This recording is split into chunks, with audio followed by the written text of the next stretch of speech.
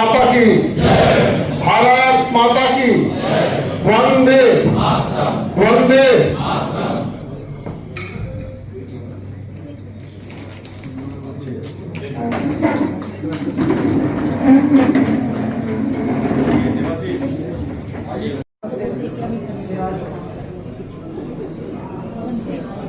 उसके अंदर 3 और 1 का अनुपात होता था। 75% केंद्र देता था, 25% राज्यों को खर्च करना होता था। और जो उसका जो श्रमिक होता था, उसका जो पैसा होता था, केंद्र सरकार पूरा देता था। अब उसमें 60-40 मैदानी प्रदेश 60-40 किया गया है। पहाड़ी राज्य नॉर्थ ईस्ट, उनमें सब में 90-10 का ये एक रेशो जो है रखी गई है। और उसका भी कारण यही है कि प्रदेशों की भागीदारी इसमें बढ़े, वो भी जिम्मेवारी से काम करके और जो स्थायी काम उनको करने के लिए आगे बढ़े। अब इसमें संरचनात्मक जो इंफ्रास्ट्रक्चर है, इंफ्रास्ट्रक्चर कामों को भी विशेष ध्यान दिया गया है। और उसमें बिना, जैसे सामान्य तौर पर एक काम ऐसे करा लेते थे जिसका किसी को पता नहीं होता था काम हुआ कि नहीं हुआ, और कुछ वर्षों के बाद तो ये भी शिकायतें मिलती थी ये काम हुआ नहीं है और इसके बिना भी बिल बनाए गए हैं। अब उस लीकेज को रोकने के लिए उत्पादकता आधारित फ्रेमवर्क बनाया गया है कि उसके अंदर प्रोडक्टिविटी बढ़े, खास करके जो कैपिटल ओरिएंटेड काम है उनको आगे बढ़ाया जाए और विकसित भारत 2047 के अनुरूप जो हमारी आज आवश्यकताएं हैं उन आवश्यकताओं को पूरा किया जाए। विकसित भारत की प्रमुख विशेषताओं में जैसे मैंने बताया, ग्रामीण विकास की आज की जो आवश्यकता है, क्योंकि 2005 की आवश्यकता और आज की आवश्यकताओं में अंतर है।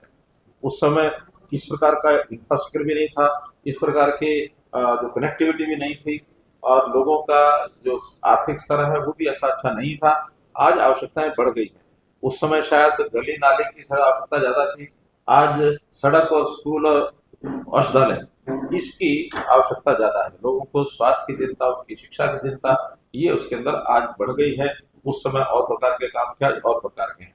उन्नत रोजगार, उसकी जो कानूनी गारंटी पहले भी दी गई थी, लेकिन उसमें बहुत सी कमियां थी, किसी को गारंटी मिलती नहीं थी।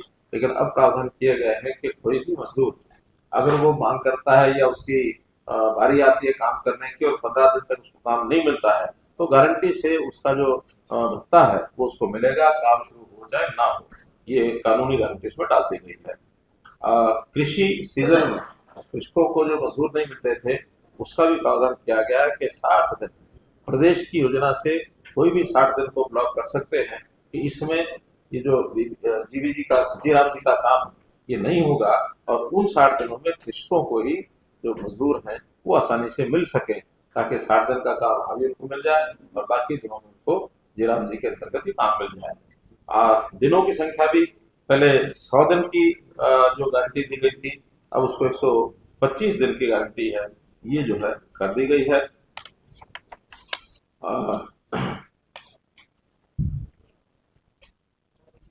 जो मैंने बताया कि जो 6% का पहले पैसा दिया जाता था प्रशासनिक व्यय के लिए, उस सीमा को भी 9% कर दिया गया है, ताकि टाइम से लोगों को पैसा पूरा मिल जाए।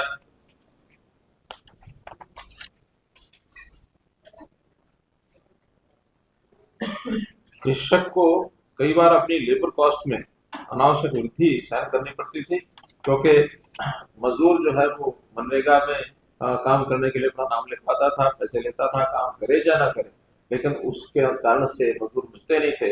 अब जो कि 60 दिन उस समय फ्री रखा जाएगा, तो किसान को 125 दिन का अपना काम मिलेगा ही नहीं, मजदूर को 125 दिन का काम अपना मिलेगा, और ये 60 दिन का काम अतिरिक्त करने का अवसर उसको मिलेगा।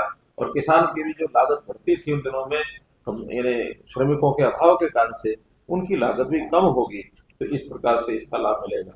सारे काम सभी जीआईएस मैपिंग तकनीक के उपयोग करके उसको और इसका ऑडिट किया जाएगा।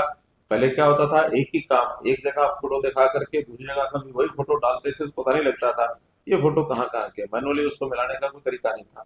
आज जीआईएस मैपिंग से उसका पता लग जाएगा कि किस जगह का फोटो है। वही फोटो दूसरी जगह काम आ नहीं सकता, दूसरी जगह क्योंकि जीआईएस मैपिंग अलग होगी, इसलिए जल्दी से आराम से पकड़ा जाएगा। जो भी ग्राम सभाओं द्वारा स्वीकृत काम होंगे उनको ब्लॉक स्तर पर, जिला स्तर पर, प्रदेश स्तर पर इकट्ठा करके और प्राथमिकता के हिसाब से उनको एक साथ मंजूर किया जाएगा, और एक निश्चित समय के बाद वो सब काम कराने के लिए निर्देश मिलेंगे और सरकार का जो पैसा है वो 60% अकाउंट में आएगा। इसके बाद प्रदेश सरकार जो है 40% पैसा डालेगी, उस काम को सैंक्शन करके कराना शुरू कर देंगे।